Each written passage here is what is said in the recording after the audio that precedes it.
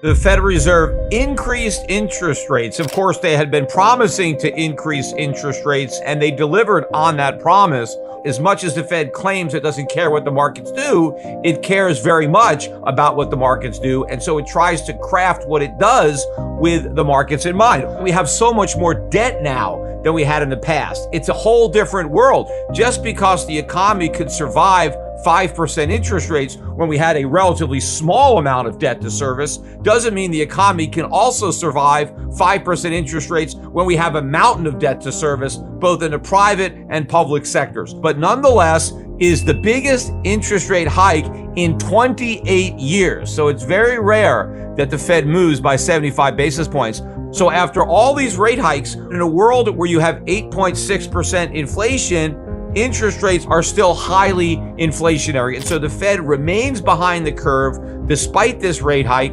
Inflation is going to get worse. It's not going to get better, although Powell is prepared to pretend that it will.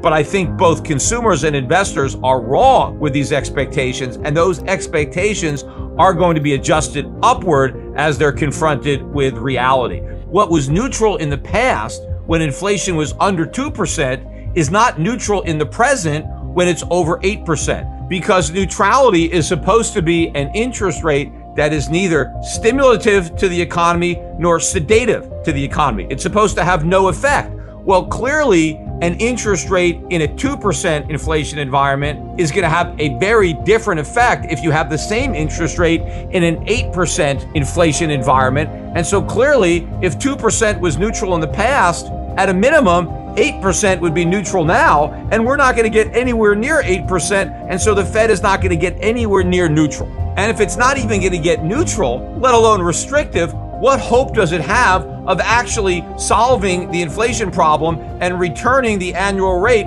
back down to 2%? If the Fed really was determined to make sure it eradicated inflation for good, it wouldn't be talking about any victory claims simply because inflation was headed down. They want to make sure that it is down and that it stays down. So what Powell should have said is, we will not back off until not only inflation has returned to 2%, but that it stayed at 2% long enough so that we're convinced that it's going to stay down there and not go right back up. Because what happens if inflation's 8.5% and then it goes down to 5 or 4% and the Fed is, okay, great, it's going to go to 2, and it never hits 2. And the next thing you know, it goes up to 10. The Fed can't take any chances. But I think the Fed is already setting the markets up for a premature victory claim, because I think the Fed knows it can't actually beat inflation, but it's hoping that maybe it can fool the markets into thinking that it beat it, and it can pretend that it beat it by declaring victory, even though a victory hadn't been won.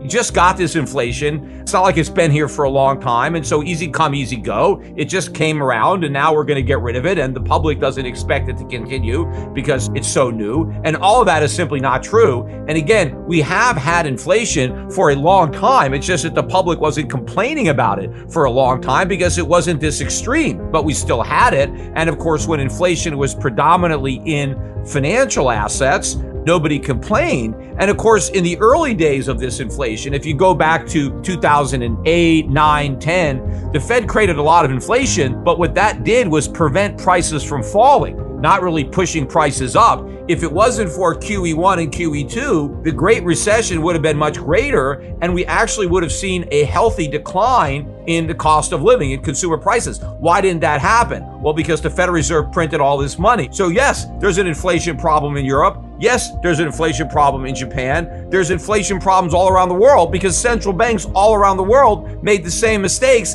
as the Federal Reserve. In fact, the Federal Reserve may have been the leader, and all the other central banks were following in their misguided footsteps. There's signs everywhere that consumers are tightening their belts. First of all, look at all the stuff that is collapsing, starting with all the macroeconomic data that is abysmal. And I'm going to get into some of that in a little bit.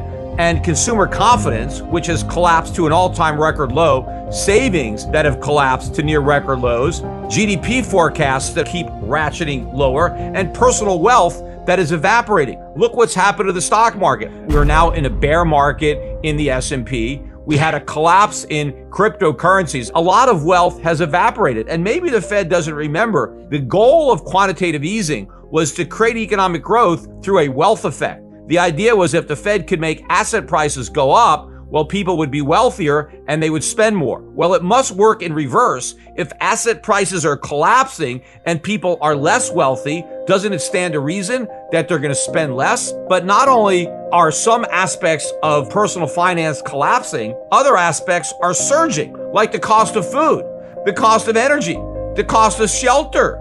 What about interest rates, which just got ratcheted up again? In fact, home mortgage rates now are at 6.25%. They continue to go up. Credit card debt is at an all-time record high as credit card interest is surging. So consumers have seen their wealth wiped out at the same time their cost of living is going up.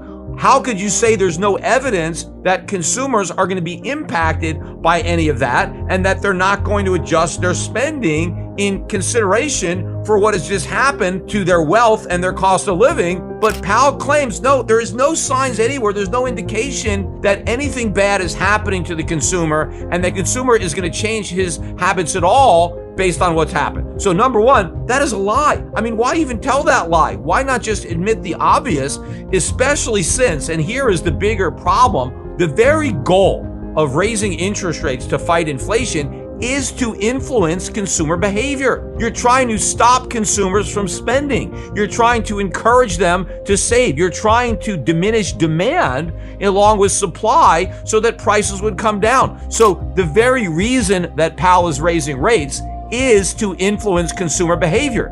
Yet Powell is claiming that there's absolutely no signs that any of the rate hikes have done anything to influence consumer behavior, that they're behaving exactly the same now as they were before rates were increased, which is an admission that the entire policy is a failure, because he's not going to reduce inflation unless he reduces demand, and he's not going to do that unless he changes consumer behavior, and he claimed that he's doing no such thing. He said the economy is in great shape. He said there were no signs of a broader slowdown, which also means there's no signs that inflation is going to slow down either. Double-digit core year-over-year inflation in producer prices. That is a hot number. And again, all this shows is consumer prices have more room to increase because the producers are yet to pass on the full extent of their rising costs to their customers. Those price hikes are already baked into the cake, and pretty soon the customers are going to be eating it. In fact, it's going to be rubbed all over their faces, and this is more bad news for the Fed and the economy. But we got more bad news on the economy itself. And of course, nobody thinks a recession is anywhere in sight. I mean, maybe some people think that we might get a recession in 2023, but pretty much nobody believes that we're already in recession other than me. We've been in a recession since the beginning of Q1. And if we're already in a recession, imagine how much worse that recession is going to get as the Fed continues to raise interest rates, as rising prices continue to exact a toll on the consumer, who now has to deal with the reverse wealth effect of watching their stock portfolios and their crypto portfolios crash. Of course, everybody is so convinced that we can't possibly have a recession now because unemployment is so low. Setting aside the fact that unemployment is a lagging indicator and a lot of these jobs can disappear very quickly, the reason that unemployment is typically associated with a recession is because when people lose their jobs, they tend to cut back on their spending. And that's normally because their unemployment checks are not nearly as high as their paychecks. Now, that wasn't the case during COVID, and that was one of the problems. So many people received more in unemployment than they earned in salary. But setting that aside, unemployed people spend less, and that bleeds into the GDP, and that leads to recession. Well, what's happening right now? Even though people are still employed, they have to cut back on their spending because prices have risen so much. Effectively, inflation has given almost every American a huge pay cut because the actual cost of living is probably up 15 to 20%. Now, maybe your job, you got a raise and you're making 5 to 10% more, but you still have a huge pay cut. And there are a lot of people who aren't employed, they're retired, they're living on a fixed income, so they didn't get a raise at all, but they had a big increase in their cost of living. So everybody has a pay cut, so now everybody has to cut back on their spending. Think about it this way. Let's say that 10% of the people lose their jobs and don't spend anything. But what happens if 100% of the people get a 10% pay cut? That decline in spending is the same thing as 10% of the people spending nothing. 100% of the people spending 10% less. So because inflation is effectively giving every worker a huge pay cut, even though these workers still have jobs, they're going to spend a lot less in real terms than they used to, and that can cause a recession. Even though unemployment is still low, spending can contract and you're in a recession. But it's not just higher prices taking a big bite out of people's paychecks. It's the fact that many of those people have now seen a big reduction in the value of their retirement savings because of the big drop in the stock market or maybe cryptocurrencies. And so now these people feel that since they've had such a big drop in the value of their retirement accounts, they now have to start making larger contributions to those accounts to make up for what they lost. Well, if they're going to contribute more, that means they have to save more, and that means they have to spend less. So that's another reason that a lot of people are going to cut back on their spending to rebuild their savings, and that also pushes the economy into recession.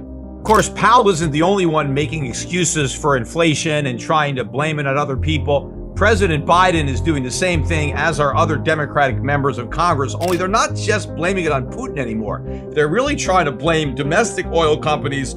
ExxonMobil in particular, the president accused Exxon of making more profits than God. I mean, I don't even know that God makes any profits, but what's wrong with oil companies making a profit? I mean, it's a lot better than oil companies losing money, because if you want more oil, where's it going to come from? It comes out of profits. Now, the Democrats want to increase taxes. They want a new version of a windfall profit tax. Well, what is a profit tax going to do? It's going to diminish the money that oil companies have available to invest in more exploration and more drilling. And of course, if you threaten to take profits away anytime you reap them, then why take the risk? Because after all, there are times when the oil industry is losing a lot of money. You know, we never have calls to subsidize them. Hey, these oil companies are having these big losses. Maybe we should give them some government bailout money. How many people want to bail out ExxonMobil when oil prices were negative? I mean, how can you have a situation where it's heads you lose, tails the government wins? When oil prices are low, you get stuck with the losses, but the minute they're high, the government wants to take away the profits. I mean, why does the government never want to take away the profits of the tech companies? Apple makes a lot more money than ExxonMobil. Why don't they ever want to take Apple's profits?